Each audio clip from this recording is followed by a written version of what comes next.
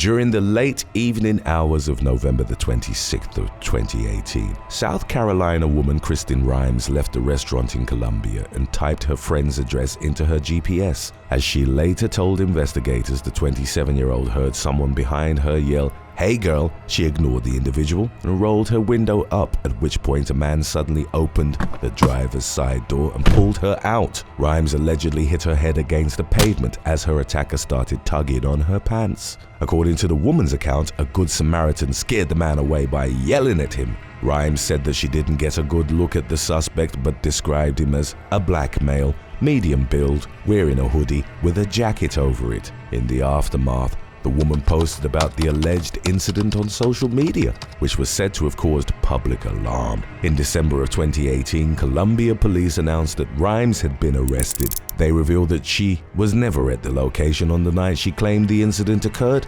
Consequently, she was booked at the Alvin S. Glenn Detention Center on charges of filing a false report and lying to officers. Number 5. Cheyenne Skyler Menini. On April the 20th of 2019, Cheyenne Skyler Menini entered the Upland Police Department in Pennsylvania and claimed that she was attacked in her home by another woman. The 18-year-old told law enforcement that she'd met the individual online and invited her to her house on the day in question. At some point, the woman allegedly started kissing Menini, who locked herself in the bathroom and told her that she was married. She told police that when she eventually opened the bathroom door, the woman came in undressed and assaulted her. Menini was taken to Crozer Chester Medical Center for evaluation. 5 days later, the teen's husband spoke with detectives from the Criminal Investigation Division of the Delaware County District Attorney's Office. He revealed that Menini was receiving threatening messages from the other woman's husband. However, after further investigation, police determined that the young woman had sent the messages to herself using spoofed numbers. She went on to admit that her encounter with the unnamed woman was consensual and that her assault claims were entirely false. Menini reportedly concocted the lie because she was bored and mad at her husband. She ultimately pleaded guilty to making a false report and was sentenced to 2 years of probation. Number 4. Jessica Nordquist. Jessica Nordquist and Mark Weeks started dating after they met while working at an advertising firm in London during the summer of 2017. 25-year-old Nordquist, a solutions engineer, moved from New York to the London office of the advertising technology company Unruly in June of that year. She dated Weeks for 3 months before the couple parted ways in November. Shortly thereafter, Nordquist began exhibiting alarming behavior, launching an unrelenting campaign of harassment against Weeks. The young woman, who is described as a deeply manipulative and compulsive liar, faked a pregnancy and bombarded her ex with non-stop messages. She created upwards of 20 social media accounts for the sole purpose of harassing Weeks. She reportedly started emailing the man's colleagues, alleging that he assaulted her during their relationship. In one of her messages, she accused her employer of covering up the most atrocious crime ever. In February of 2018, Nordquist was charged with 1 count of stalking and 2 counts of malicious communications. She was bonded out of jail with a court hearing scheduled for early May. Then in April, she fabricated a story about how she was kidnapped and assaulted. Her false report triggered a massive police search effort. Weeks received pictures of his ex-girlfriend bound and gagged, with a message indicating that Nordquist had been stolen and abused by her purported captors. Law enforcement established a crime scene at the young woman's Whitechapel apartment. Inside, they discovered a disturbed scene along with a note supposedly written by Nordquist's kidnappers that was pinned to the front door. 2 days later, she was found safe and alone at a bed and breakfast in the Scottish Highlands. She gave officers a fake name and tried to discreetly discard a pair of cell phones when she was taken to a hospital for medical evaluation. Police also found a rucksack containing disguise kits and camping equipment, as well as booking confirmation printouts of travel accommodations. It was quickly determined that Nordquist's kidnapping was a hoax of her own design. On April the 23rd, she appeared at Thames Magistrates Court, where she pleaded not guilty to each charge leveled against her. In October, she was found guilty of 2 counts of stalking, 2 counts of sending malicious communications, and 1 count of perverting the course of justice. While appearing at Snaresbrook Crown Court in December, Nordquist was sentenced to 4.5 years behind bars. Number 3. Cari Russell.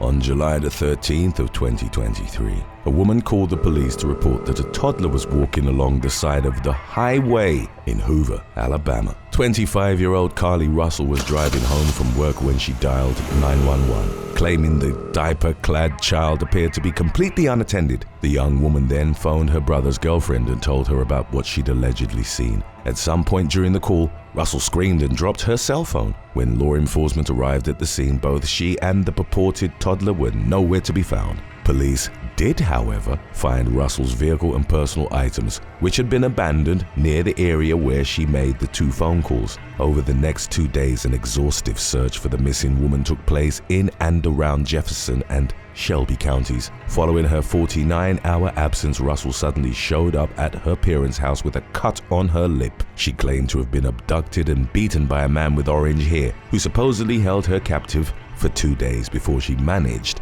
to escape. As Hoover police looked into the matter, they analyzed Russell's phone records and internet search history. Investigators found some incriminating evidence, including searches like, "Do you have to pay for an Amber Alert?" and "How to take money from a register without being caught." She also researched the movie Taken, in which a young woman is kidnapped by human traffickers. Russell's abduction story collapsed when it emerged that she looked for bus tickets from Birmingham to Nashville with a departure date of July the 13th, the day she disappeared. In the end, she admitted to making the whole thing up, including the unwatched toddler. It was rumored that Russell fabricated the elaborate lie in order to win back her ex-boyfriend, though authorities initially declined to confirm a motive. The young woman was charged with 2 misdemeanor counts of filing a false report. She was held in custody on a $2,000 bond, which she quickly posted. In October of 2023, Russell was found guilty and ordered to spend a year in jail, as well as pay upwards of $18,000 in restitution. Today's topic was requested by Dovemaster. If you have any other topics you'd like to learn about, subscribe and let us know in the comments section below. Number 2. Peta Padilla. After graduating with a nursing degree from Barry University, Florida woman, Peta Padilla began working as a registered nurse, specializing in Botox and filler injections. She practiced at the New You Wellness Center in Coral Gables, advertising her Botox services on Instagram. In April of 2021, Padilla was exposed as an internet swindler who preyed on elderly individuals with pernicious phone scams. The 31-year-old was accused of deceiving her targets into mailing or wiring large amounts of money. One of her victims was identified by police as an 86-year-old woman from Chicago. An unknown caller frantically informed the woman that a relative had been involved in a car accident and conned her into wiring $20,000 to cover costs. The victim's family told Bank of America about the fraud, and in turn, a financial investigator was put on the case. It was determined that the $20,000 had been sent to Padilla's bank account. The nurse practitioner claimed that she received the money as payment for a Super Bowl party that she was organizing. When told that the wire transfer was fraudulent, Padilla allegedly replied, "How is that my problem?" A search of the woman's Kendall apartment reportedly unearthed 170 pounds of marijuana. As a result, she was charged with drug trafficking, in addition to a count of organized scheme to defraud, when she was ultimately arrested in early April. No further updates had been provided as of October of 2023. Number 1 is still coming up, of course, but if you feel like you're only just getting warmed up, then we'll be lining up our compilation on lying and deceiving for those of you who would like to take a nice long break from the real world. Number 1. Satya Thakor. In May of 2019, a man from Leicester in the East Midlands of England went on a violent rampage at his mother-in-law's house in Raysbury, Berkshire. 35-year-old Satya Thakor, a self-proclaimed medical doctor, had been leading a double life for 7 years. The man reportedly failed out of medical school, but nevertheless told everyone he knew, including his wife Nisha, that he was a practicing physician. When he was supposedly at his office, Thakor was most often hiding out in the library reading books. He told Nisha that he was saving all of the money he earned as a doctor in order for them to eventually buy a house. Thakor also promised to take the family on a dream vacation to Los Angeles, a trip that was only days away when he lashed out at his mother-in-law's place.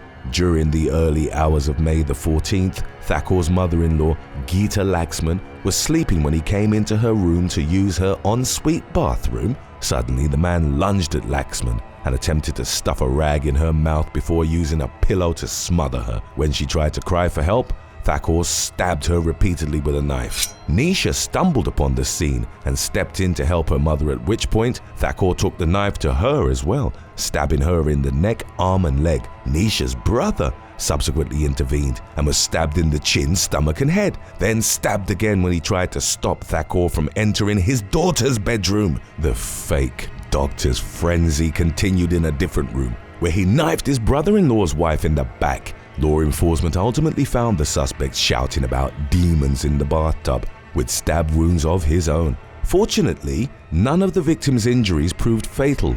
During the investigation that ensued, police determined that Thakor's outburst stemmed from his family's forthcoming holiday to LA. He didn't have the money to pay for the trip and feared that his long-standing lies were about to be unveiled. Judge Paul Dugdale stated that the man was buying some time when he set out to kill his mother-in-law, believing that the tragedy would delay the truth about his employment, or lack thereof, coming out to his family. Following his trial at Reading Crown Court, Thakor was found guilty of 3 counts of attempted murder and 1 count of causing grievous bodily harm with intent. He was sentenced to 14 years in prison to be followed by 14 years on license.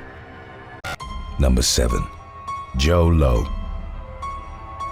Born to a wealthy Malaysian family, in 1981, Joe Low began making connections with powerful individuals from a very young age, after being sent to the elite Harrow School in London to complete his pre-college education. The aspiring businessman then attended the University of Pennsylvania's Wharton School.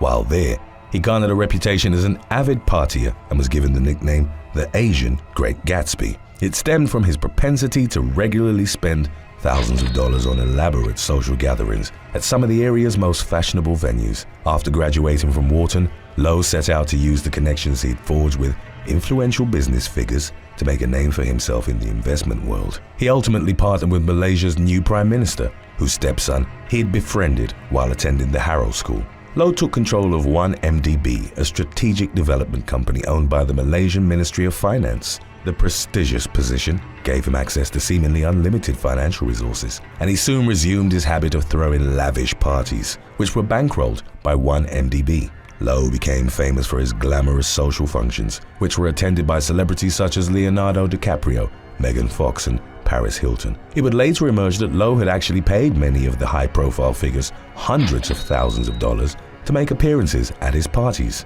Federal investigators eventually delved into ONeMDB's financial dealings, whereupon they discovered that the company had embezzled billions of dollars that were raised for fraudulent investment projects. As a result, Low faced money laundering charges in Malaysia and the United States. He subsequently became a fugitive from justice, and as of the latest updates on the matter, was believed to be residing somewhere in China. Number 6. Melissa Cadic. On November the 12th of 2020, Australian financial advisor Melissa Cadic went missing after she'd become the focus of a Securities and Investments Commission investigation. The day prior to her disappearance, the 49-year-old's New South Wales residence had been stormed by federal agents following accusations that she'd stolen approximately $30 million from investors in her financial services business. Cadic's own friends and family members were also determined to have fallen prey to her cons. Subsequent reports detailed how in 2017, the woman had encouraged her mother and father to move. They reportedly gave their daughter $1 million to purchase a penthouse for them, but she instead used the money to buy an expensive diamond ring and help further fund her luxurious lifestyle. The Federal Court of Australia eventually discovered that Cadic's financial advisory practice served as an elaborate front for a Ponzi scheme. She'd actually used the proceeds from her fraudulent investments to buy multiple houses, high-end vehicles, and designer clothing. Following her disappearance, there was widespread speculation as to Cadic's possible whereabouts. Finally, in February of 2021, human remains that had been found off the coast of New South Wales were confirmed as Cadic's through DNA testing. A 2-week inquest into the specific circumstances of Cadic's sudden disappearance and presumed death was scheduled to take place in September of 2022. Number 5. Mark Akam. In 2012, Englishwoman Carolyn Woods, aged 61, believed she was in a committed relationship with a man she knew as Mark Conway. He'd claimed to be a wealthy Swiss banker and MI6 agent. He reportedly promised to marry her in spite of the fact that he was still living with his wife and 2 children in southwest England. 45-year-old Conway convinced Woods to lend him roughly $1.1 million, which resulted in the woman draining all of her pension and life savings. Her prospective paramour subsequently fled the country, leaving Woods in total financial ruin.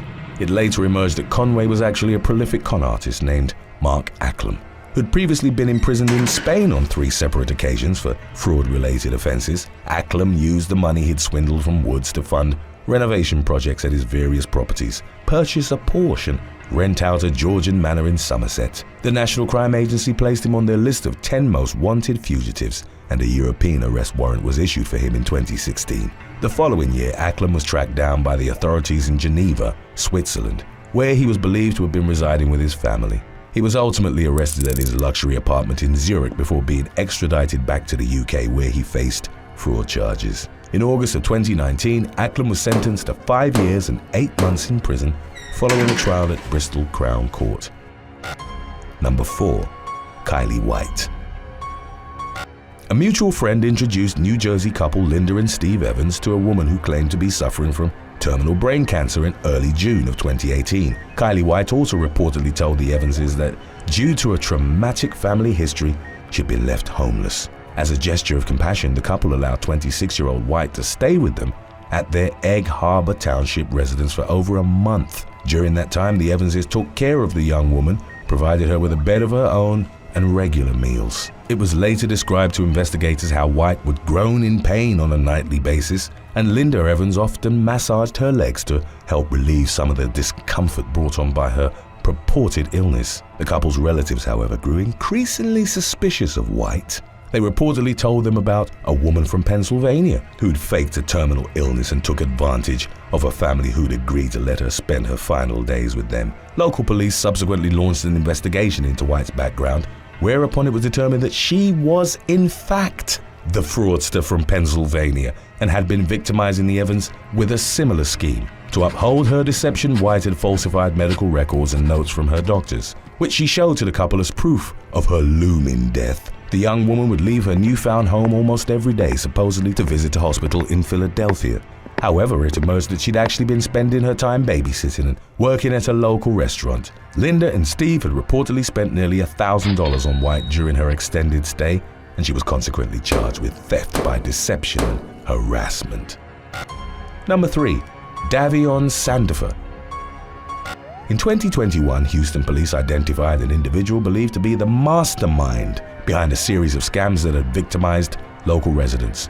On July the 20th, Davion Sandifer was arrested and charged with 5 fraud-related counts. Court documents detailed how the 21-year-old had uploaded a fake job posting on LinkedIn for a director of security position at the Genesis Charitable Foundation. An unsuspecting man ended up applying for the job, but as it turned out, the foundation was actually Sandifer's illegitimate charity, which he regularly used to collect donations under false pretenses. Believing himself to have landed a real job, the victim provided sensitive personal information to Sandifer. The con artist then used the information to apply for a loan, lease an apartment, and open multiple bank accounts. In a separate case from earlier in the year, Sandifer had allegedly hacked into a woman's social media accounts to ask her friends for money.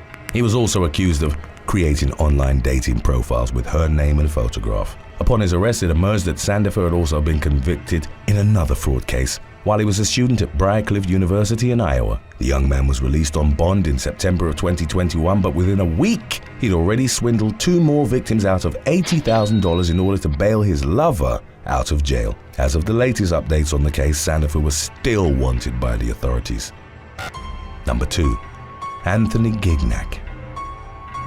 In 2017, a man who presented himself as Prince Khalid bin Al Saud of the Saudi royal family began negotiating with real estate developers about a potential $400 million investment in an upscale Miami Beach hotel. Khalid, who reportedly referred to himself as Prince and Sultan, led a lavish lifestyle that convinced his prospective business partners that his supposed royal status was legitimate. He wore expensive jewelry, owned multiple luxury vehicles, and resided in a penthouse apartment on Miami's affluent Fisher Island. One of Khalid's partners, a wealthy real estate mogul named Jeffrey Soffer, began to grow suspicious of the self-proclaimed prince. Khalid's hubris consisted of Soffer witnessing him eat bacon and other pork products, which is in clear violation of fundamental Muslim doctrine. This struck Soffer as more than a little odd, given that Khalid had claimed to be a royal from the country where Islam originated. The real estate developer subsequently hired a private investigator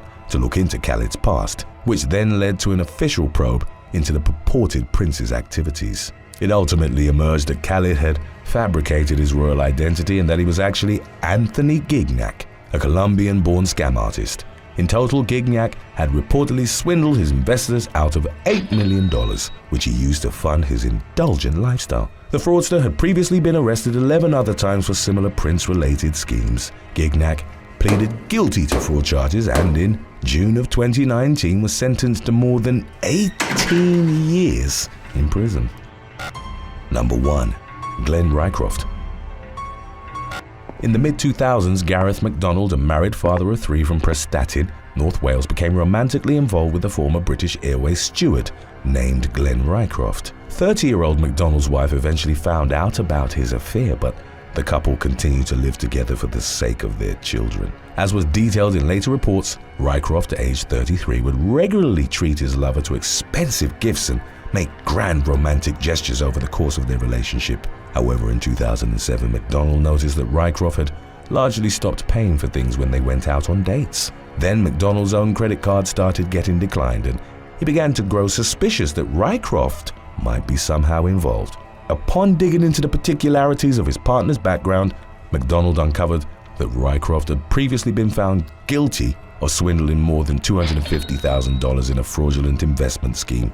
While on the verge of learning more about Rycroft's past misdeeds, MacDonald was found dead in a Travelodge hotel room in September of 2007. Investigators ultimately determined that the man had been beaten to death with a fire extinguisher by Rycroft himself, who'd sought to keep the unsavory details of his past a secret. In 2009, the con man turned killer was sentenced to life imprisonment with the possibility of parole after 25 years. Number 7. Lawrence Eisenberg. In March of 2018, the authorities recovered the body of Larry Eisenberg from Lake Coeur d'Alene in Idaho. About a month prior, the 68-year-old was reported to have fallen from a boat as he tried to fix its motor and drowned. At the time, he was on a fishing trip with his wife, Laurcene, also known as Lori, who called in the purported accident. A series of revelations followed that ultimately pointed to the woman, who was also in her 60s, as her husband's killer. Just days before the body was discovered, it emerged that she'd embezzled over $570,000 from the non-profit organization where she worked. Larry's autopsy then revealed diphenhydramine toxicity as the cause of death, and it was suspected that he'd been poisoned with a lethal dose of Benadryl. A known subject of contention between the couple had always been Lori's tendency of giving too much money to her 6 daughters from previous relationships. Nevertheless, there were handwritten changes to Larry's will, which had modified it to leave 80% of his estate to Lori's daughters and only 20% to his own children. In 2019, Lori was sentenced to 5 years in prison after pleading guilty to multiple counts of wire fraud, while still under investigation for killing her husband. In February of the following year, she was charged with murder. After the evidence solidified her ruthless scam, Lori had killed Larry so that he wouldn't find out about the embezzlement and then divorce her, which could have seen her left with nothing from their joint estate worth over $1.5 million. She pleaded guilty to second-degree murder under an Alford plea, meaning she maintained her innocence but recognized she'd be found guilty if the case went to trial, and was sentenced to life in prison. In court, Lori admitted to lacing a drink with Benadryl, allegedly intending to take her own life. but that Larry had drunk it while she was sleeping on the boat. A judge would, however, tell her that the statement didn't stand up to the evidence. Number 6. ONeal McEn and Brian Betts.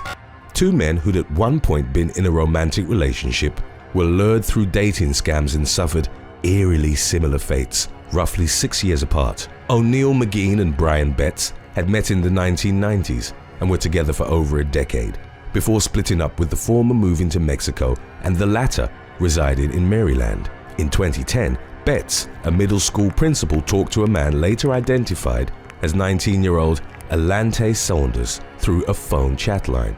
They'd agreed to meet at Betts' home and he left the door to his residence unlocked. Saunders and two teenage accomplices then burst in and robbed the 42-year-old before fatally shooting him. The attackers were subsequently arrested on murder and robbery charges, with Saunders sentenced to 40 years in prison. McEn, who described Betts as the love of his life, vowed to be more cautious with dating in the wake of his demise. His wariness unfortunately waned in the years that followed. In October of 2016, he met a man through a dating app and agreed to meet in a hotel in Mazatlan, the Mexican town where he was living. McEn then disappeared along with $16,000 from his bank accounts. Jorge Guillen Gonzalez, the man's former lover and business partner with whom he'd opened a cafe, started receiving messages from kidnappers demanding $26,000. The message exchange, initiated from McEn's phone, continued for a few days but then abruptly stopped. McEn's body was then discovered in a yard buried under freshly poured concrete.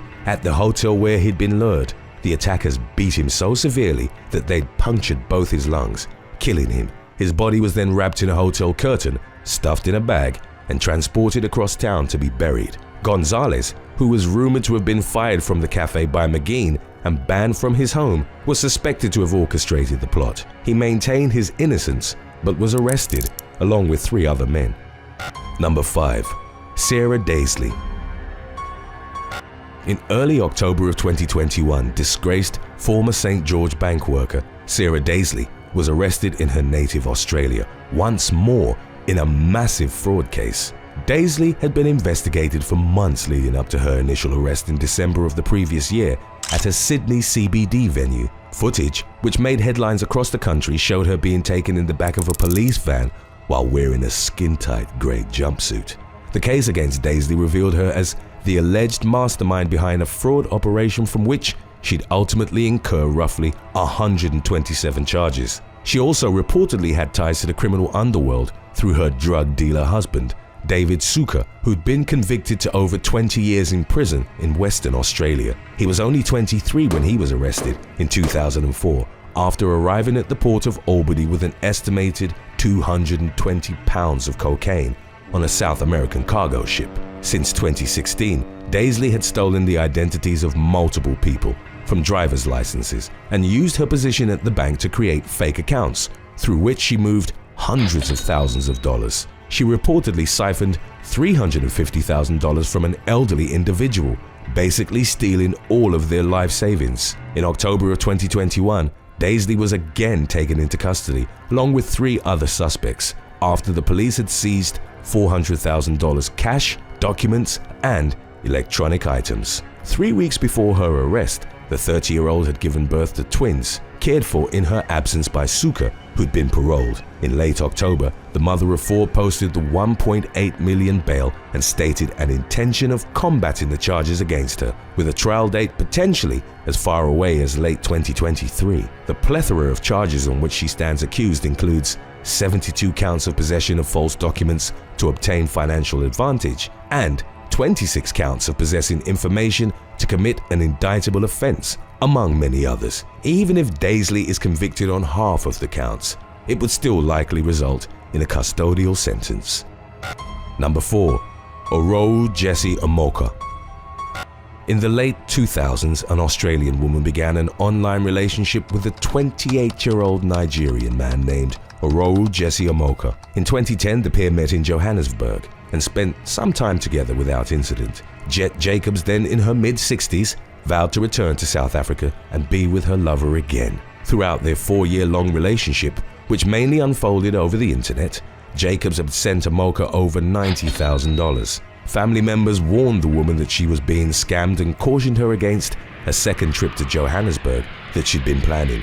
Jacobs unfortunately couldn't be dissuaded. On February the 9th of 2013, 2 days after she'd met up with Amoka, the 67-year-old's lifeless body was found at her rented villa in Johannesburg. Jacobs' money, credit cards, jewelry, and laptop were missing, along with other personal items. Amoka, who in the meantime had returned to Nigeria, was arrested and charged with fraud. The University of Ibadan undergraduate was discovered to have had 32 fake online identities. While it was always suspected that Amoka had had a hand in Jacobs' death, he was never charged with murder due to the authorities' inability to prove it. Number 3. Shena Jordan. Shena Jordan, the fashion blogger from Brooklyn, was arrested and extradited from New York on multiple charges stemming from scams involving identity theft. In March of 2017, a Stanford woman reported that several purchases had been made from her card without her permission, and that accounts had been opened in her name without her knowledge. The fraudster had attempted purchases amounting to $54,000, which included 2 high-end Rolex watches, but only $3,300 went through, mainly on a luxury shoulder bag from Yves Saint Laurent. It was delivered at the victim's home address, but because 30-year-old Jordan had also registered a UPS account in her name, she was able to intercept the package. As financial crimes officers looked into the case and closed in on the blogger as a suspect, they learned that she'd already been arrested for pulling another identity theft scam on a woman from Falls Township, Pennsylvania. Jordan had ordered an $18,000 Rolex from a California-based company who'd noticed some irregularities with the purchase and contacted local police. The authorities convinced them to send an empty box to the FedEx facility where delivery had been requested. Jordan was arrested at the facility when she showed up with a fraudulent driver's license in the victim's name. Number 2. Ling Lu and Ji-Hoon Lee. 2 California women were arrested on September the 19th of 2019 after running a scam that saw them earn close to $1 million in merchandise. Ling Lu and Ji-Hoon Lee, both aged 25, were apprehended at an apartment complex in Los Angeles on suspicions of theft by false pretenses and conspiracy. The investigation had been initiated following the events of September the 4th, when a man received a cold call from someone claiming to be an employee of the Internal Revenue Service. They said that the man would be arrested if he didn't pay them with $2,200 worth of Target gift cards. In such cases, scammers would typically have their marks read off the card's serial number. The victim obliged but then contacted the authorities. They worked together with Target Loss Prevention and looked over surveillance footage from multiple locations to see who would redeem the cards, ultimately identifying Lu and Lee as suspects. After the women were arrested, search warrants were executed at 2 locations linked to them, with officers finding hundreds of thousands of dollars in electronics and other items that the scammers had purchased with the gift cards. Number 1. Rachel Elwell. In 2021, a woman from Brown Hills, England, gave a fraudster over $150,000, convinced that she was securing his release from Eastern European loan sharks. 50-year-old Rachel Elwell had met a man she described as attractive and intelligent through Facebook's dating app in early 2021, and they struck up an instant connection. The man claimed that he lived in nearby Coventry, and the pair agreed to meet in person once lockdown restrictions were lifted. However, the scammer then claimed he had to leave for Ukraine on an engineering contract. He later convinced Elwell that he was being forcibly held in a basement by criminals and made her believe that she was the only one who could save him. It was an elaborate scam involving multiple people seemingly confirming the man's identity. Elwell sent him about $10,000 from her own savings and then took out 3 massive loans. It appeared as if the matter had been resolved and Elwell expected him to arrive at Heathrow Airport. After she'd waited for over 4 hours, she was approached by Border Force officials who told her she'd likely been scammed. Elwell then traveled to the Coventry address her prospective lover had given her and found that no one by that name lived there. She'd subsequently hoped that her banks would reimburse the money she'd taken out under a code of conduct that protected victims of fraud. The woman was further heartbroken as the banks concluded she wasn't eligible for a refund. Number 8. Sher Papini. California woman Sher Papini disappeared in the afternoon of November the 2nd of 2016 after going for a run through the rural neighborhood surrounding her Redding residence. Papini's husband tracked her cell phone to a location less than a mile from their home at the intersection of Old Oregon Trail and Sunrise Drive, but the mother of two herself was nowhere to be found. The 34-year-old's family then began to fear that she'd been kidnapped, and a massive search operation was set into motion. Rescue crews used scent dogs and helicopters to comb the area, but for the first few weeks, the search failed to yield any results. Eventually, on Thanksgiving Day, Papini was found bound with restraints on the side of the road near the city of Woodland. She had reportedly suffered a number of injuries, including a broken nose and a mark on her shoulder that appeared to have been inflicted with a branding iron. In subsequent interviews with investigators, Papini claimed to have been abducted by a pair of Spanish-speaking women on the day she'd gone missing. Her captors had allegedly kept her chained in a closet and would periodically beat her at gunpoint and brand her with the red-hot tool. Papini was able to provide the FBI with detailed physical descriptions of the two supposed assailants, which sketch artists used to create composite images that were then released to the public.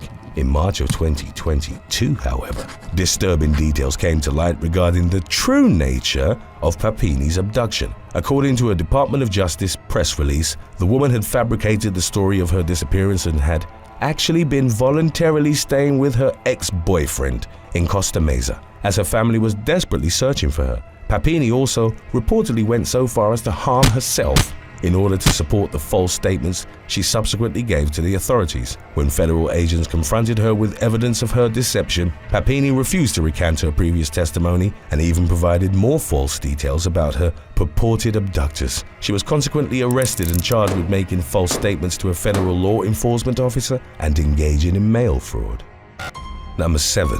Natalie Schlett and Micah Reisner. Shortly after 9 p.m.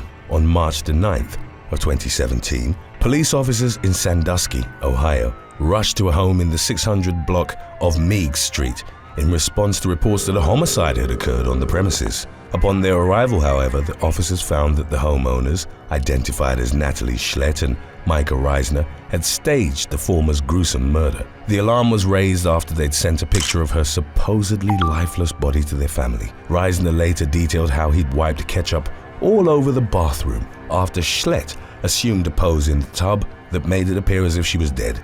After they'd shared a picture of the grisly scene with Reisner's sister via Facebook Messenger, several concerned friends who were unaware that it was actually a hoax contacted the police. It subsequently emerged that the couple had come up with the stunt as an attempt to get Reisner's sister to come to their house, with the intention of confronting her for allegedly stealing money from them. The prank ultimately had unintended consequences for the engaged couple, as they were charged with inducing panic in the incident's aftermath.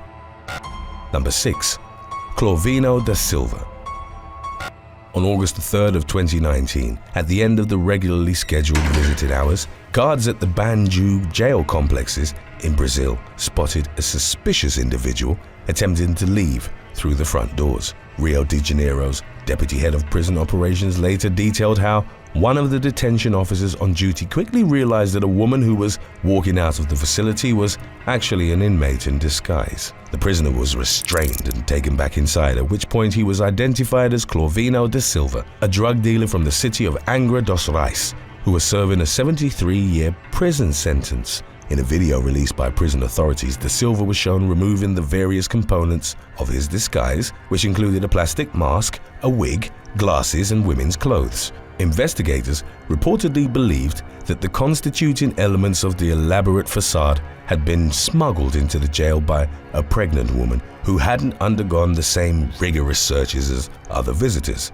It's a relatively widespread aspect that, in many prison systems, has led to pregnant women being used to transport contraband. It later emerged that De Silva's plan had been to leave his 19-year-old daughter inside the prison in his stead. She and 7 others were reportedly arrested in connection to the ruse, while De Silva himself was transferred to another jail unit and held in solitary confinement as punishment. A few days later, it was reported that De Silva had been found dead in his jail cell from an apparent hanging. Number 5. Samantha Eli. Texas woman Samantha Eli approached a group of teenagers as they were playing on the swings at a Fort Worth park on October the 23rd of 2019. Eli shouted at them to leave immediately, and the ensuing confrontation was recorded by an individual at the scene and went viral on social media in the aftermath. As was shown in the video, Eli marched up to the teens and loudly declared that they were too old to be on the playground equipment. The 38-year-old then tried to push one of the teenagers off the swing and unloaded an expletive-laden rant in which she identified herself as a police officer and threatened to arrest them. In a second video captured later that same day, Eli was shown harassing parents in a different section of the park. She appeared to push her way through a group of adults in order for her own child to use the equipment. The woman told the other parents that their children were too old to be in the play area, something that she claimed to know for a fact because she owned the park. While Eli maintained that children over the age of 6 were prohibited from using the park's rides and equipment, another parent pointed out that a nearby sign indicated the playground was meant for those aged 5 to 12. The Fort Worth Police Department later released a statement in which they clarified that Eli wasn't, in fact, a police officer, and the woman was consequently charged with 1 count of impersonating a public servant. Number 4. Audrey Francischini.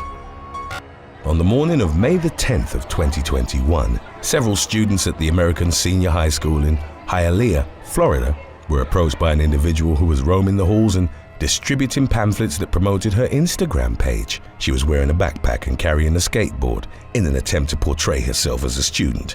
But it would later emerge that the person passing out flyers was actually 28-year-old Audrey Francischini. A security guard approached the woman at one point and asked what she was doing, to which Francischini reportedly replied that she was looking for the registration office. She then wandered off and continued giving students her personalized literature as they entered their classrooms. Police later detailed how she was once again questioned by security but simply walked away and ultimately left the grounds a short time later. After a few hours, Francischini was arrested by local police and charged with felony trespassing, misdemeanor interfering with a school, and resisting arrest without violence. Subsequent reports indicated that Francischini had previously worked as a law enforcement officer in Georgia. She had been fired in 2017 after allegedly hacking into a colleague's social media account and posting an explicit photograph of them online.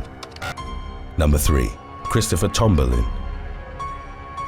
In 2015, authorities in Bibb County, Georgia, issued an arrest warrant for local man Christopher Tomberlin, who was accused of biting his girlfriend and throwing a hatchet at her during a domestic dispute at their Mason residence. He was taken into custody on charges of aggravated assault, battery, and making threats. Reports later surfaced that following his release from jail on bond, Tomberlin had passed away due to an undetermined cause, and there was even a Facebook post announcing his death. A few years later, in May of 2021, the Oklahoma City Police Department received an anonymous tip that Tomberlin was still alive and living in the Oklahoma City metro area under an alias.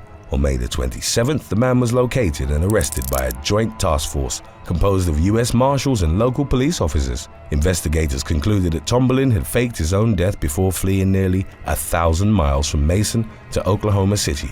He'd successfully remained undetected for roughly 6 years, using several different fake identities to avoid raising suspicion. It was reported that Tomberlin was working from home as a freelance tattoo artist at the time of his capture. Number 2. Paul Anthony Menchaca. On September the 6th of 2018, Paul Anthony Menchaca was taken into police custody at his parents' house in Gilbert, Arizona. Leading up to his arrest, investigators had spoken with 3 women who'd all testified that Menchaca had lied to them about his medical condition to solicit their caretaking services. The 31-year-old man reportedly used online service providers such as CareLinks and Care.com to find workers willing to serve as his caregivers. Police reported that Menchaca would pose as his mother, Amy, and claimed that he had Down syndrome and therefore needed workers to bathe him and change his diapers. One of the victims of his exploitative scheme claimed to have assisted Menchaca with up to 30 diaper changes and baths during her time as his caretaker. To make his deception as believable as possible, Menchaca also allegedly took on a childlike demeanor and threw temper tantrums on several occasions. One of the victims eventually grew suspicious that Menchaca's condition was actually a fabrication, and she followed him to his parents' house,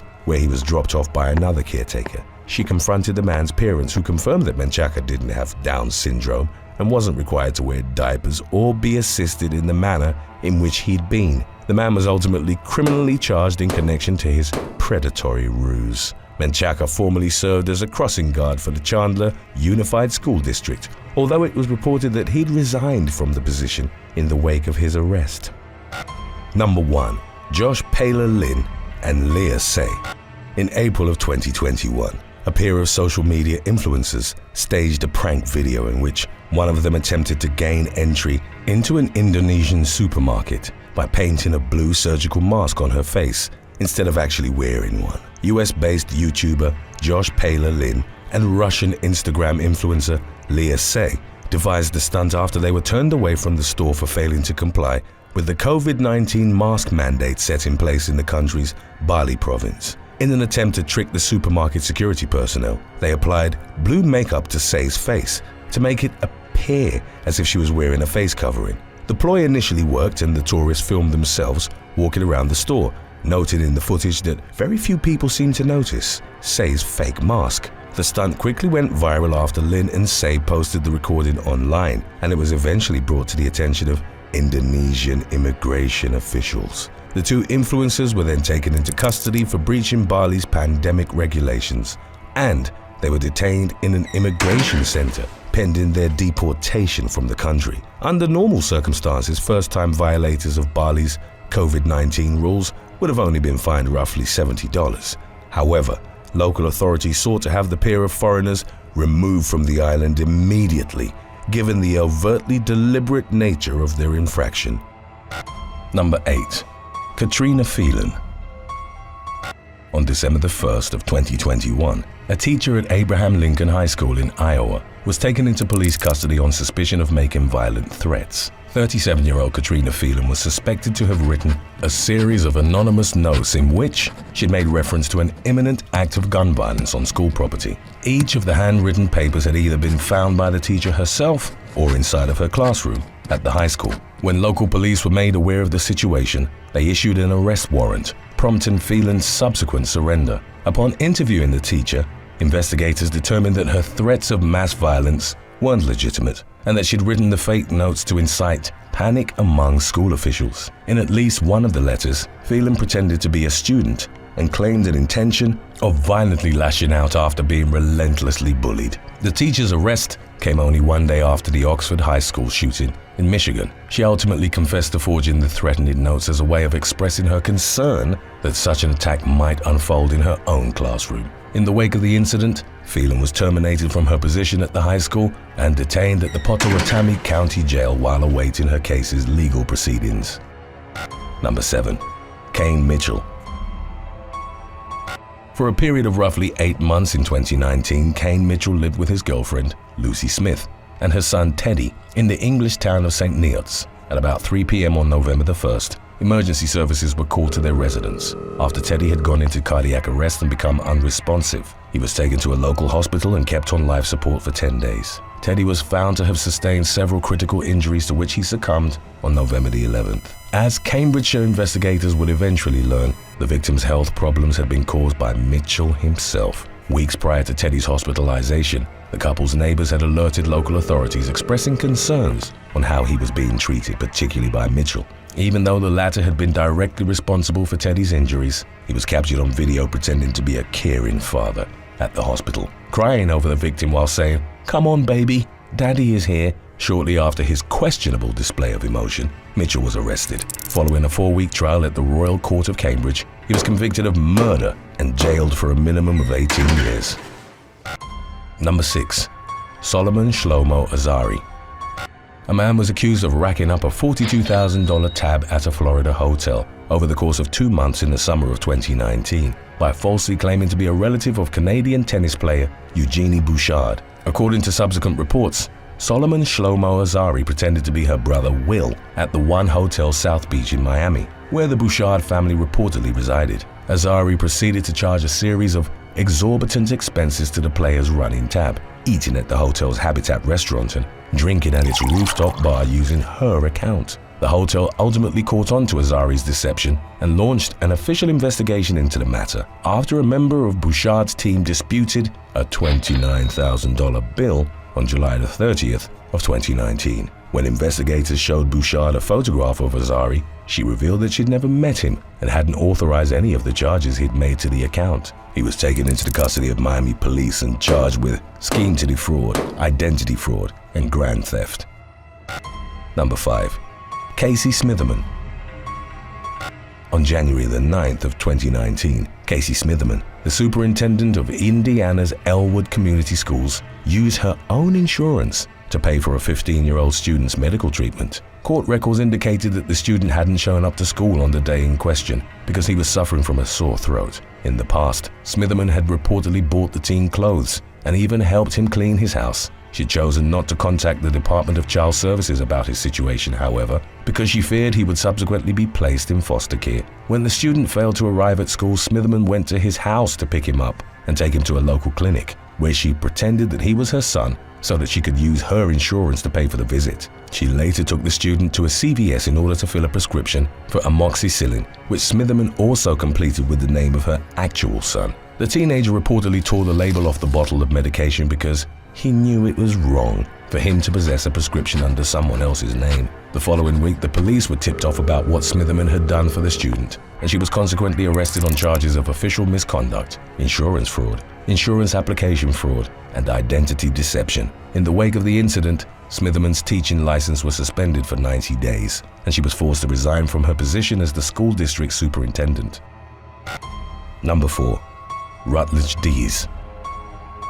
In November of 2019, Louisiana man Rutledge Dees was arrested at his New Orleans residence on suspicion of pretending to be a mentally impaired teenager so that female caretakers would look after him. Dees reportedly created a profile on the online app Urban Sitter, which he used to hire a college-aged woman to take care of his fake 18-year-old brother Corey. When the help worker arrived at his home, 29-year-old Dees allegedly posed as Corey and pretended to be disabled. Dees' fraudulent behavior continued for about a year, during which his hired caregiver would regularly change his soiled diapers and treat him like an infant. The 20-year-old victim eventually grew suspicious of the situation. After examining Dees' profile on a payment service app, she realized that Dees, the individual who'd been paying for her services, was actually the person she knew as Corey, at which point she contacted the authorities.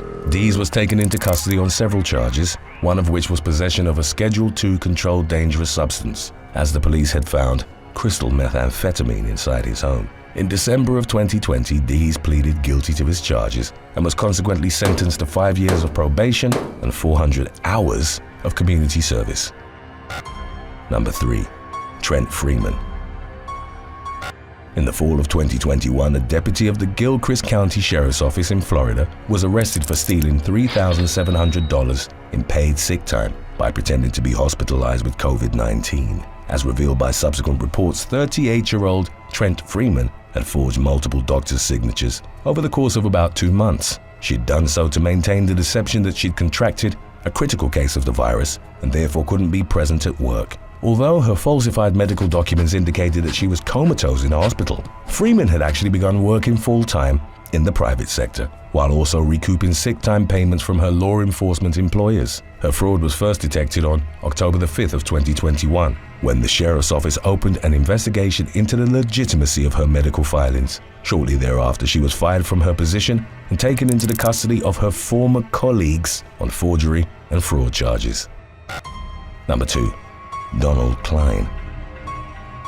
Former fertility specialist and gynecologist Donald Klein fathered dozens of his patients' children without their consent. Throughout the 1970s and 80s, Indiana resident Jacoba Ballard, aged 33, joined an online forum for adoptees and donor-conceived children in 2014. While trying to find out whether she had any half-siblings, she quickly connected with 3 other individuals whose mothers had been treated by Klein prior to their pregnancies. Upon taking genetic ancestry tests, Ballard and the others learned that they were indeed half-siblings. The discovery was followed by the revelation that they also shared 4 additional half-siblings with the same biological father. Ballard subsequently cross-matched her DNA with public databases, and during the course of her research continually came across the surname Klein among her distant relatives. It was then that she began to suspect that the fertility specialist had used his own reproductive fluid in his past patients' attempts to artificially get pregnant. Ballard and her half-siblings confronted Klein about their suspicions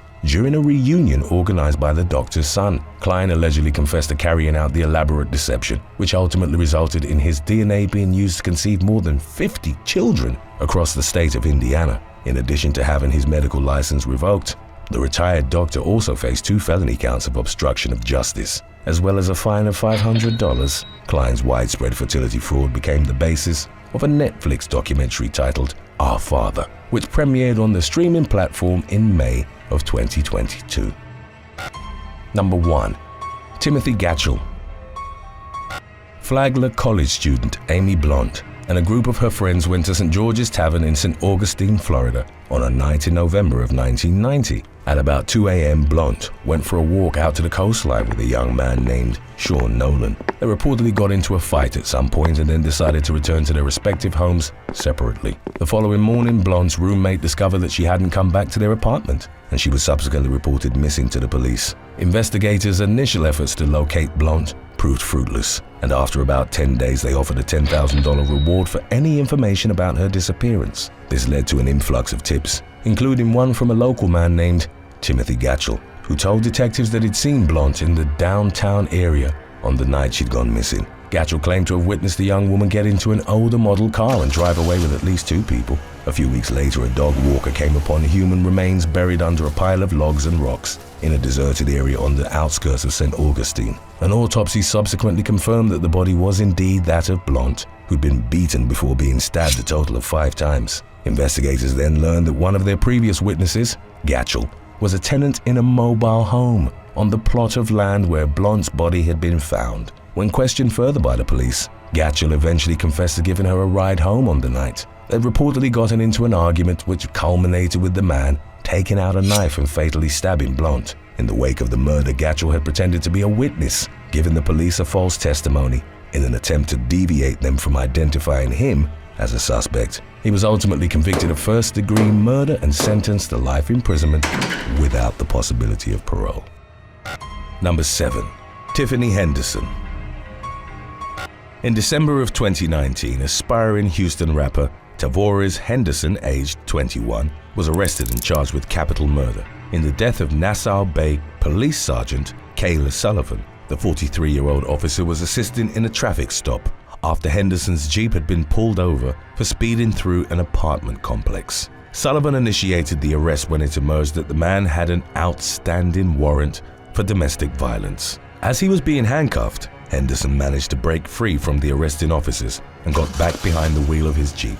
The man would later admit to the police that he knew Sullivan was still partially inside the vehicle when he started to drive off. The sergeant was dragged beneath the Jeep, then ran over and killed. Henderson, who performed under the rap name Killer Dre, went on the run, sparking a manhunt during the course of which the murder vehicle was found abandoned. The police, assisted by a SWAT team, questioned his mother, Tiffany, who initially claimed that she didn't even know him, before eventually feigning ignorance regarding his whereabouts. However, it would later emerge that Henderson had called Tiffany shortly after running the policewoman over. She and her boyfriend then helped him hide. About half an hour before she'd lied to the officers, surveillance cameras showed Tiffany picking her son up and dropping him off at a hotel. A tip to Crime Stoppers of Houston subsequently led to his arrest, and, in a presumed symbolic gesture, officers reportedly used Sullivan's handcuffs to restrain him. He was charged with murder, while Tiffany, who maintained that her son was innocent, was charged with hindering apprehension alongside her boyfriend. Number 6. Cadia Senna.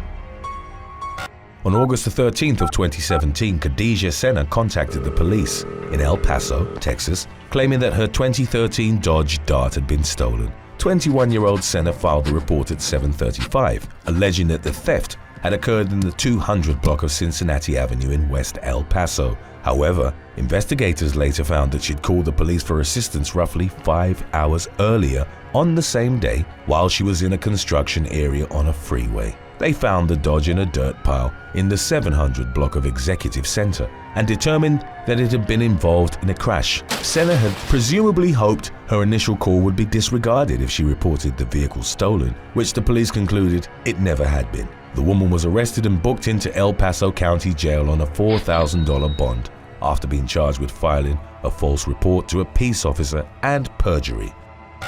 Number 5. Jon and Tina Barksdale.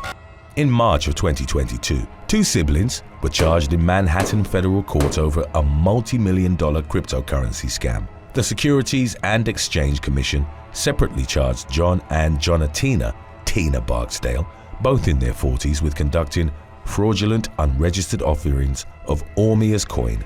Both were US citizens, although at the time of the investigation, Jon was living in Thailand and his sister in Hong Kong. The SEC found that the siblings had lied about the value and profitability of ONeal's coin, including that the coin was backed by a massive mining operation, generating more than $5 million of monthly revenue. They'd advertised their fraudulent operation through social media and in-person roadshows, but also a giant Times Square video display proclaiming that the backbone of the coin was a $250 million mining farm. Between January of 2017 and October of 2021, the Barksdales had made over $124 million by lying to at least 20,000 investors from all over the world through their multi-level marketing company, ONeal's Global SA. They'd used their illicit gains on travel, real estate, and other personal expenses. The SEC concluded that the siblings had acted as modern-day snake oil salesmen, and prosecutors alleged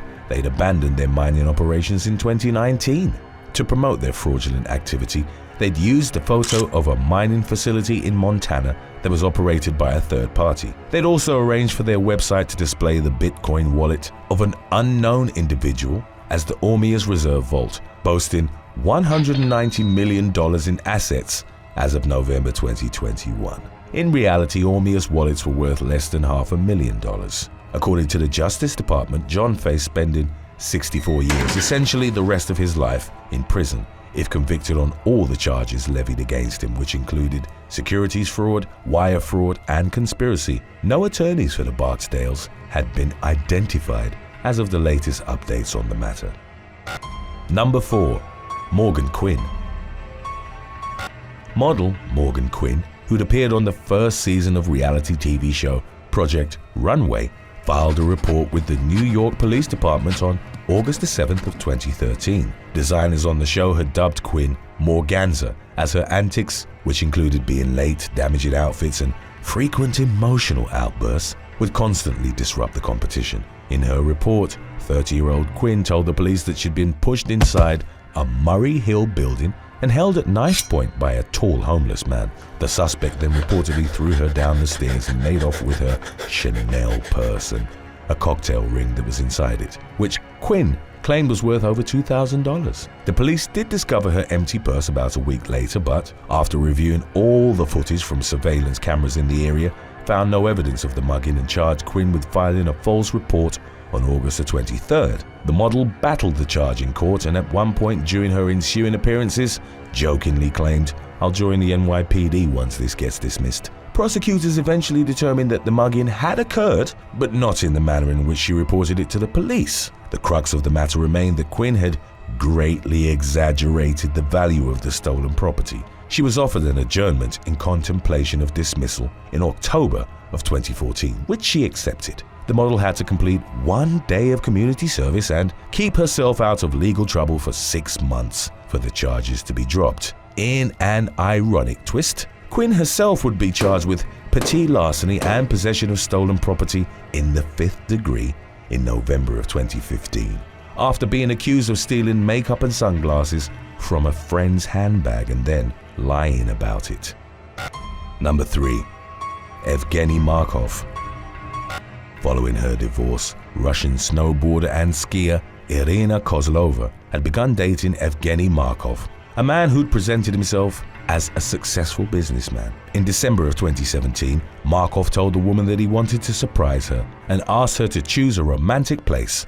34-year-old Kozlova opted for a scenic viewpoint overlooking the Yenisei River in the village of Ustmana, near the Siberian city of Krasnoyarsk. She drove Markov there in her Mini Cooper and upon arrival was asked to close her eyes for the surprise. Kozlova did as instructed, at which point Markov pulled out a knife and began stabbing her relentlessly, delivering at least 88 strikes to her head and body. The authorities found her corpse covered in lacerations inside the Mini Cooper. Shortly thereafter, 34-year-old Markov was arrested at a local restaurant as he was calmly having dinner, seemingly unshaken by the horrific crime he'd earlier carried out. Investigators later stated that he'd immediately confessed to the killing, also revealing his motive for it. Markov reported that his victim had found out that he'd lied and was actually a car washer, not a businessman. She'd purportedly laughed at Markov over his fiction, thus triggering his murderous rage.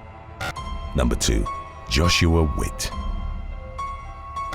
In August of 2017, a Colorado man reported that he'd been stabbed by an anti-fascist in Sheridan, blaming his haircut, which he suggested made him look like a white supremacist. The incident occurred in the context of multiple Antifa protests in the US and a growing trend of people attacking those they suspected of harboring extremist views. Aside from alerting local police, 26-year-old Joshua Witt also shared the story with his followers on social media. He uploaded photos of a bloody gash in his hand and blood smeared on his car. Witt claimed that his attacker had intended to stab him in the head with a pocket knife, adding that he'd managed to defend himself because of his good reflexes. He expressed outrage over the unprovoked attack, emphasizing his innocence by noting that there were no signs of him being affiliated with any extremist movement. The authorities launched an investigation into the matter, but after reviewing surveillance footage corresponding to the location and timeline of the stabbing, found no suspect fleeing from the scene, as Witt had stated in his initial police interviews.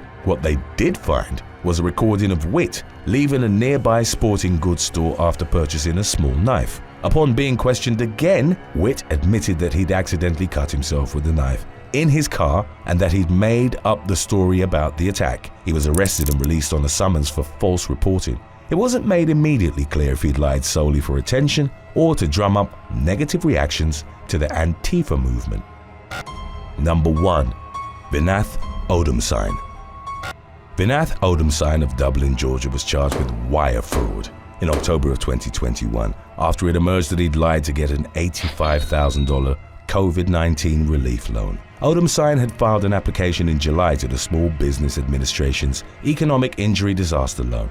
He falsely claimed to be the owner of an entertainment services business employing 10 people and which annually grossed $235,000 in revenue. Once the loan was approved, Odumsine used the bulk of his payout, an estimated $57,000, to purchase a single Pokemon trading card. The items had recently become high-valued commodities among collectors, with influencer Logan Paul famously paying $150,000 for a card featuring the dragon-like character Charizard. Odumsine, a man in his early 30s, had purchased a card of the same character, which was a mint-condition first edition released in 1999. Once he faced the legal consequences associated with his lying, the card was seized by the FBI. Odumsine risked a maximum penalty of up to 20 years in prison and a fine of $250,000. He eventually pleaded guilty to a single count of wire fraud and in March of 2022 was sentenced to 3 years in prison and fined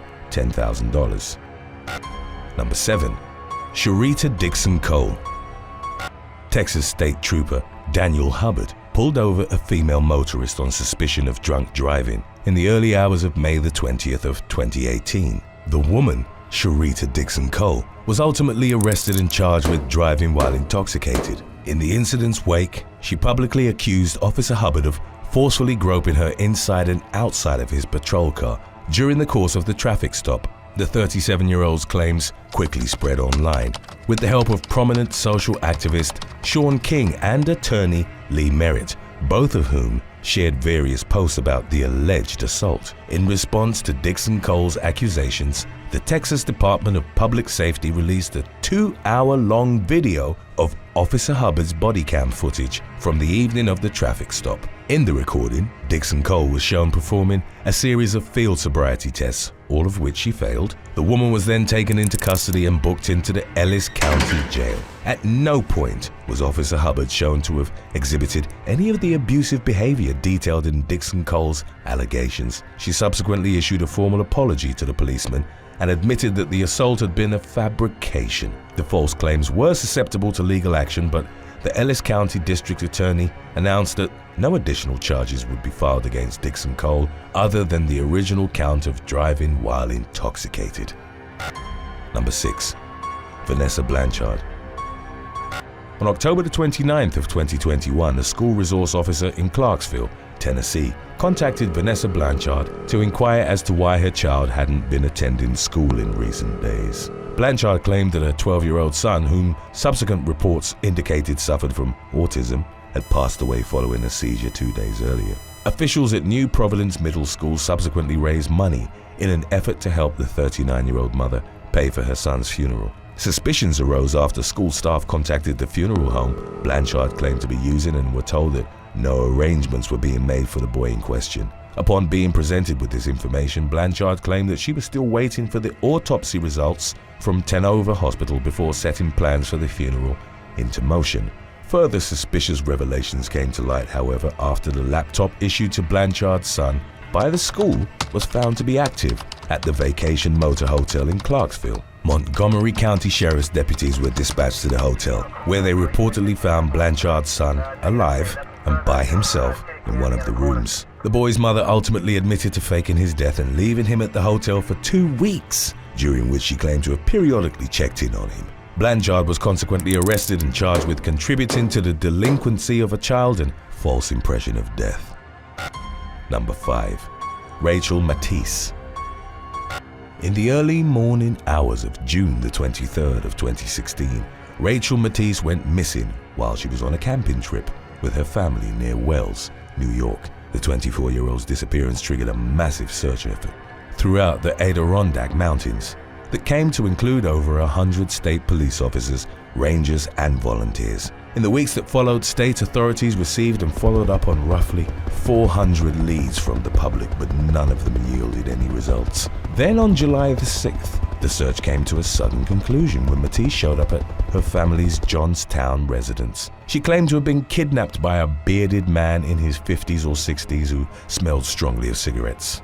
Matisse also detailed how her alleged abductor had repeatedly assaulted her and held her captive in a shed before eventually dropping her off 2 blocks from her family's house. The police were able to use Matisse's description to create a composite sketch of the suspect that was subsequently released to the public. In a surprising twist of events, however, it was announced that a warrant had been issued for Matisse's arrest on July the 23rd. Upon detecting several inconsistencies between Matisse's story and certain pieces of electronic and medical evidence, investigators concluded that the young woman had fabricated her abduction entirely. Furthermore, eyewitnesses revealed that they'd seen Matisse at a camp belonging to a relative's boyfriend during the period in which she was supposedly missing. She was ultimately charged with falsely reporting an incident, and in June of 2017, she was sentenced to 4 weeks in jail, 3 years of probation, and 100 hours of community service.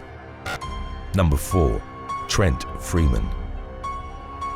A former sheriff's deputy from Gilchrist County, Florida, was taken into custody in December of 2021 after it was discovered that she'd lied about being hospitalized with COVID-19. According to related reports from local news outlet WCJB, 38-year-old Trent Freeman claimed to have been admitted to the hospital after contracting the virus in the fall of 2021. Over the next 2 months, the deputy allegedly forged multiple doctors' signatures and falsified her medical records to maintain the fraudulent claim that she'd become comatose while undergoing treatment. Freeman was actually in perfect health and had begun working full-time at what was described as a private sector non-law enforcement job. Her superiors at the county sheriff's office began to suspect her fraud in early October.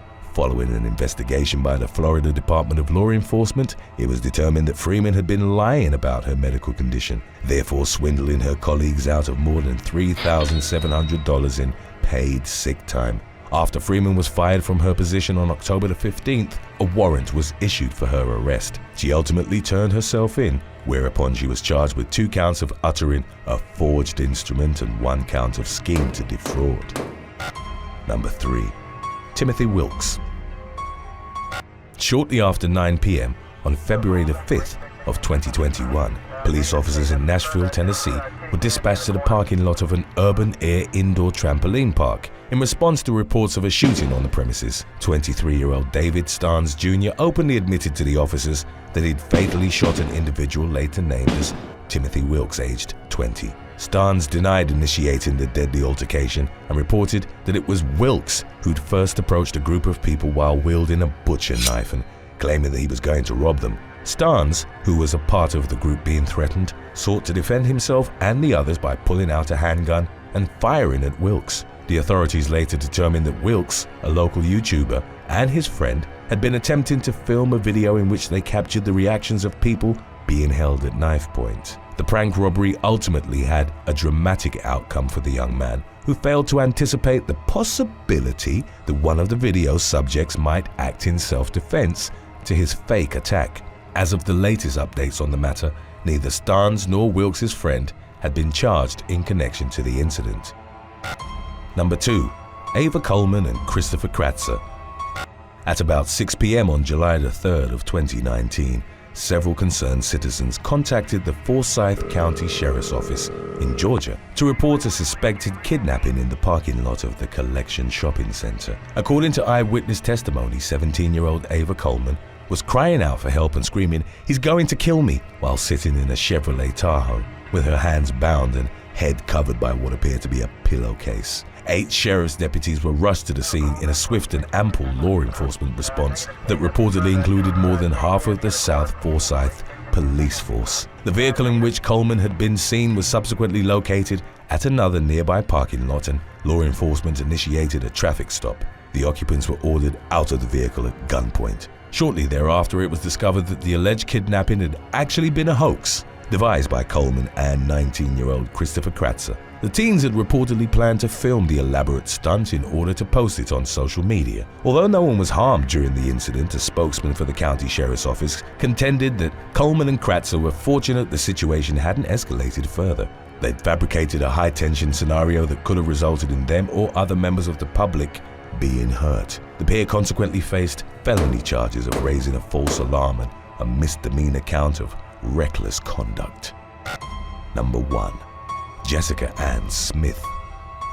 Through a Facebook post from June of 2019, Pennsylvania resident Jessica Ann Smith announced that she'd been diagnosed with colon cancer. The 31-year-old was quickly met with an overwhelmingly sympathetic response. On the 10th of the month, she created a Facebook fundraiser titled #FightLikeAJessica, which she used to raise money for her purported extensive medical bills. Smith also allegedly started a GoFundMe campaign towards the same end, and she ultimately received more than $10,000 in donations across the 2 fundraising platforms. The authorities were first notified of the situation on June the 19th, when a female acquaintance of Smith's contacted the Euclid Township Police Department. She reportedly stated that to the best of her knowledge, Smith hadn't actually been diagnosed with cancer of any form. On July the 31st, Smith's husband filed an official police report in which he alleged that his wife had fraudulently obtained the Facebook and GoFundMe donations under the false pretense that she was ill. He also revealed that he knew for a fact that Smith hadn't been diagnosed with cancer, as she was covered on the medical insurance he received through his employer. In November of 2019, Smith was arrested and charged with theft by deception and other theft-related counts. She was ultimately sentenced to 3 years of probation and mental health treatment in January of 2021. Number 8. Faith Cox. Texas woman Faith Cox accused her boyfriend of assaulting her on September the 20th of 2017. She alleged that Christopher Procopia had entered her home and attacked her with a box cutter, leaving cuts on her face and chest. Fox claimed that he'd carved an X into her skin before fleeing the premises. Police took Procopia into custody on charges of first-degree felony burglary of a habitation with intent to commit additional felonies. He faced up to 99 years in prison for the alleged crimes. However, a police investigation uncovered that Procopio was entirely innocent. A selfie that he'd posted on Facebook around the same time that Cox claimed he'd assaulted her proved that he was 70 miles away from her home. An investigation into Procopio's text messages, cell phone tower pings, and witness reports confirmed his whereabouts and proved he hadn't been involved in the supposed attack. Moreover, police discovered that it was really Cox who'd inflicted the cuts on herself to frame Procopio. In light of the findings, law enforcement arrested and charged Cox with the misdemeanor of filing a false police report. She was ordered to pay a $2,000 fine and could have also been sentenced to up to 180 days in jail, but accepted a plea bargain which reduced her sentence to a year of probation. Number 7. Nikki Jovino. Teenager Nikki Jovino accused 2 college football players of abusing her while she was at a house party in New York on October the 15th of 2016. She alleged that the 2 men grabbed and took her into the basement bathroom where they forced themselves upon her. Following the accusations, the players were both suspended from their football team and had their scholarships taken away. However, according to the police, 18-year-old Jovino's story was riddled with inconsistencies, and she eventually admitted that her accusations had been a lie. When interrogated, the men she'd named as her aggressors admitted to have had intimate relations with her, but maintained that it had been fully consensual. Witnesses at the party also claimed to have seen Jovino willingly enter the bathroom with them, and one attendee even audibly heard her say she wanted to sleep with both. After confessing, Jovino claimed she'd made up the story in a panic because she didn't want to ruin her relationship with another man with whom she was romantically involved. Jovino thought that her fabrication would cause her love interest to be compassionate towards her and angry at the 2 men instead. She was charged with second-degree, falsely reported an incident and tampering with or fabricating physical evidence, resulting in a sentence of 1 year in jail and 3 years of probation. Number 6. Gemma Beale. In August of 2017, a 25-year-old London woman was sent to jail for 10 years after making several false abuse allegations over the course of several years. Between 2010 and 2013, Gemma Beale claimed to have been abused by 15 different men in 4 different incidents. One of the men she'd accused in 2010 was Mahad Kasim, who was wrongfully sentenced to 7 years in jail. However, in July of 2015, his conviction was reversed and he was set free after investigators uncovered a suspicious pattern of accusations by Beale, all with similar inconsistencies that indicated that she'd fabricated the stories. The woman was dubbed a serial liar, her motive being to receive compensation from each case she filed. She maintained her innocence throughout the trial that followed, but was ultimately found guilty of perjury and perverting the course of justice and sentenced to 10 years in prison. Number 5. Emery Ellis. A homeless man was arrested in November of 2015 after a cashier at a Boston Burger King thought he'd tried to pay for a meal using a fake $10 bill. Emery Ellis, aged 37, was charged with forgery of a banknote, which resulted in a probation violation from a previous offense. Because of that aspect, Ellis was taken to jail, where he was held without bail. 3 months later, in February of 2016, the Secret Service found that the $10 bill was in fact real. Ellis was released from jail and prosecutors dropped the forgery charge. The man went on to sue Burger King for nearly $1 million, claiming that he was discriminated against solely for looking like a homeless person of color. The outcome of the lawsuit remained undecided as of the latest updates on the matter. Number 4. Alexa Palobiki. 26-year-old Sacramento police officer Alexa Palobiki was accused of filing a false police report in May of 2021. The incident in question had been a traffic stop at a gas station where Palobiki alleged that she'd approached a driver for illegally parking. The officer searched the man's car on suspicion of a DUI, something she'd initially left out of her original report, but added at a later date after confiding in her fiancé, who was also a police officer. During the stop, Palabiki found what she'd claimed was an illegal substance, which really turned out to just be tobacco. An investigation carried out by Internal Affairs revealed that Palabiki hadn't had probable cause at all to stop the man. They also uncovered that she tried to come up with 6 different versions of the story with another officer to make up a reason for her to search the driver's car. An audit of her arrests and reports was conducted for 3 years' worth of cases, combing through interviews, body cam footage, and surveillance footage, as well as her phone records. Investigators highlighted at least 5 separate incidents of misconduct on Palabiki's part. She misrepresented or left out important facts about what happened during the incidents, in addition to reporting pursuits that never happened, failing to include suspect statements, and even earning overtime payment on days when she left work early. The driver's case was eventually dropped. Once the information came to light, Palabiki was fired from her job on November the 18th of 2021 and charged with 2 counts of falsifying police reports. If convicted, she could face up to 3 years in prison. Number 3. Kirsten Faith Snyder.